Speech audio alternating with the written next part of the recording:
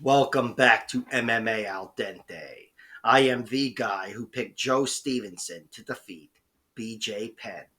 And I'm here to talk about the co-main event for UFC Fight Night 235, Renato Moicano Carnero versus Drew Dober. This is an awesome matchup. I think it's a very dichotomous matchup, and I do know how to spell that fucking word. And I'm pretty sure of its meaning, too. And I think it means this fight is going to end via finish. These guys have opposing strengths and weaknesses, and definitely going to make for some good TV. Moicano, he's 34 years old, 17-5-1 as a pro, and he's got 3 inches of height and 2 inches of reach over 35-year-old Dober, who is 27-12. And hopefully that information is available over here somewhere. Moicano, he's got 17 wins, 0 via knockout or TKO, 10 via submission, and 7 via decision. The 10 submissions all come via rear naked choke, which is incredibly rare. All 10 submissions by rear naked choke. It shows what kind of a grappler he is, much more methodical, although I'm sure he's got good chokes and submissions everywhere, opportunistic submissions, but he's a guy who wants to take control of you and methodically work you over with a rear naked choke. He's also got 7 wins via decision, and I trust Moicano's cardio. He's always been a good point fighter. Came into the UFC with some close decisions over good fighters, Zabera Tukagov and Jeremy Stevens, right away. And since then, he's only lost one decision. I'll get to that in a few minutes. That's his five round loss to Rafael dos Anjos. I want to address his 0 TKO victories that he's got. I talked about this last week with Jimmy Flick, how it's like an anomaly for UFC fighters, even though it's happened twice in 2 weeks now. But he should have at least one TKO, whether it's by lucky punch or ground and pound or whatever, a cut. There's a million ways to get a knockout. It just hasn't happened for him. And I do think that is suggestive of not having knockout power, but it's not suggestive of his striking. It's not representative of his striking. He's got very good striking, Renato Moicano.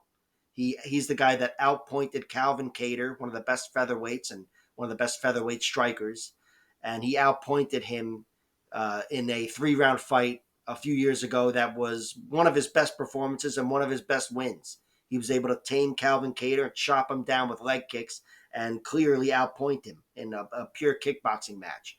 He also got a knockdown over Cub Swanson that led to the rear naked choke. He knocked him down with a jab, and it wasn't one of those momentum things where he fell on his ass. It was one of the most crisp jabs I've ever seen, where Cub went, it looked like he was stunned, and that's what led to the submission, again, a minute later, rear naked choke.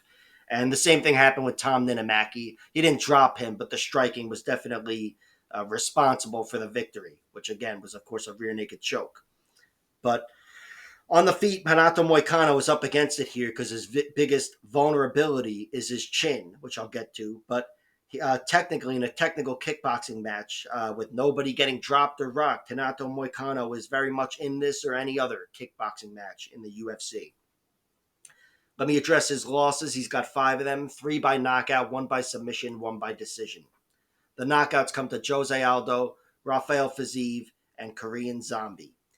Now, those are 3 exceptional strikers and 3 of the most powerful guys. 2 of them are at featherweight, but they're still very hard hitters.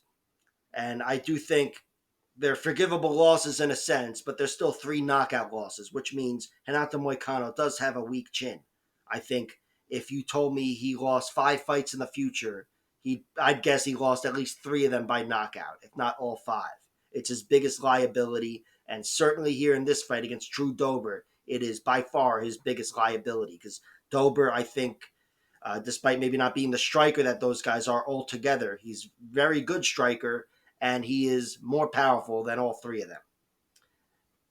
Moicano's one submission loss, it's not really a factor here, it's submission, but he did lose to Brian Ortega's guillotine in round 3, which is a very forgivable loss. That's the best submission in the whole division. And his one decision loss was to Rafael dos Anjos, which was a 5-round fight that he took on short notice and looked really good despite being a step behind and being out hustled and getting hurt by Rafael dos Anjos. He was still really taking it to Rafael, and I thought My estimation of him as a fighter went up. He's He's a guy that's beaten many great fighters. Again, a lot of his submissions come in the UFC. In fact, his last 5 victories are all rear naked chokes. And again, inside the UFC. The last of which comes over Brad Riddell. Excellent fighter who did happen to beat Drew Dober by decision a few years ago. So, Renato Moicano, he's still going strong, 34 years old. Despite the knockout losses, he seems to be pretty healthy. And I think he's a very solid lightweight. I think he can give a good fight to anybody at lightweight. It's just a matter of whether or not his chin will hold up. Drew Dober, he is 27-12 as a pro. Dober's got 14 knockout wins, 6 submission wins, and 7 decision wins. So over half of his 27 wins are by knockout. He is an exceptional knockout artist, definitely near the top. On pure power alone, not too many guys that can match Drew Dober. And Dober, it's not like he's faded. Like he got a lot of knockouts on the regional scene, and then he kind of plateaued as a point fighter in the UFC. His last 7 wins all come via knockout in the UFC. The guy is a beast. And he was tested in a lot of those fights. Had those 3 comeback victories last year. Looked really good against Bobby Green, Terrence McKinney, who had him really hurt in round 1, and Rafael Alves. Not the biggest comeback there, but still, Alves had his moments. And the Dober clearly hasn't slowed down. He's got the power that can knock out Renato Moicano, but on the ground, he's vulnerable, Drew Dober. He's got 12 losses, 2 via knockout, 4 via submission, 6 via decision. The 4 submission losses all come in the UFC to Olivier Aubin-Mercier, who might have just retired, but with a few extra million in his pocket. Islam Makhachev, king of the world. That was an arm triangle in round 2. Beneil Dariush armbarred him in round 2. And Efrain Escudero got him with a guillotine and maybe his first UFC fight or something like that. And also, some guy, Leandro Silva, put him in a guillotine, and it's a no contest because it was a bad stoppage. But it's always been his biggest liability. And here in this fight, it's back on the table because Renato Moicano is definitely good enough to submit him. If Renato Moicano can win the wrestling battle or get him down in any sort of way, I think he can certainly control him. And if he can control him, he can submit him. Drew Dober, he's got 2 losses via knockout or TKO. The last one came against Matt Frivola 2 fights ago. He was hit with a big shot and wasn't able to recover. Frivola was all over him, but Dober didn't go unconscious. And his other loss came well over a decade ago, but he was knocked unconscious against the guy Ramiro Hernandez or whatever. Ramiro. But that was on the ground, and he was knocked out in that fight. So I don't think knockout is a big threat for Drew Dober. I don't think it's a big liability, and it shouldn't be in this fight. Again, Moicano is an underrated striker, but unless Drew Dober's chin has fallen off a cliff after the Matt Frivola fight, in which he didn't even go unconscious, Renato Moicano shouldn't get his first knockout here against Drew Dober. Although I do think he could have success on the feet. He's got the height and the reach, and Moicano is a very good outside striker. But Dober has physicality on Renato Moicano, not just in pure power, although he's got the power, but he's also the stronger man. He's got legs probably the size of Moicano's torso. And he could be difficult to control. He could be, if Renato Moicano has a hard time getting a hold of him, I do think this is Dober's fight. But I'm going with Renato Moicano. I do think Renato Moicano could control him.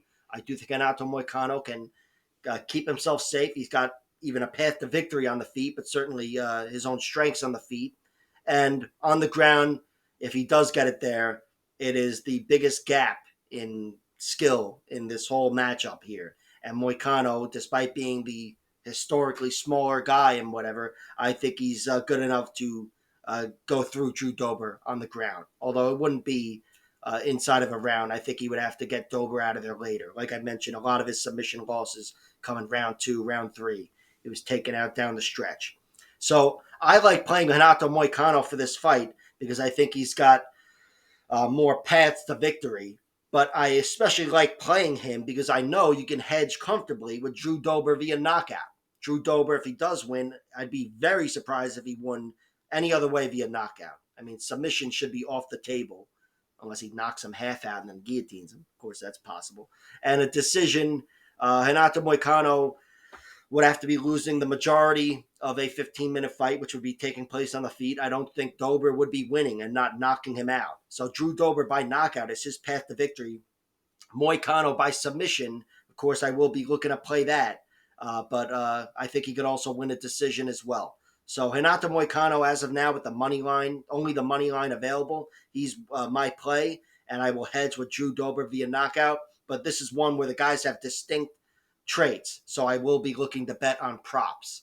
And they even have a alternative method of victory or whatever for like Moicano via submission, Dober via knockout. If that's at anything reasonable, that's something I would play.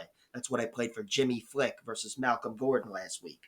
The odds, I'm interested in seeing the full odds, but as of now, I do give a slight edge to Renato Moicano, and he's worth a bet for me.